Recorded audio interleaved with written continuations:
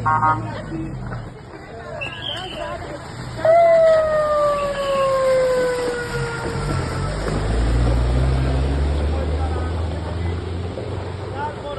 کنیم که کسی پاش خدایی نکرده پیش نخوره، اتفاقی براش نیفته.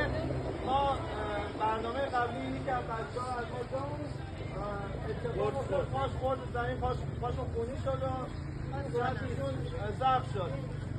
از شما عزیزان خواهش می‌کنم اتفاق یک لحظه میفته، واسه همین بیاین پشت سر همدیگه در کنار همدیگه یک روز عالی رو درست کنیم.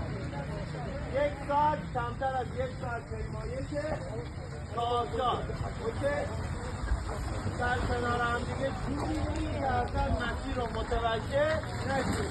دم همه تون گرم، به افتخار خودتون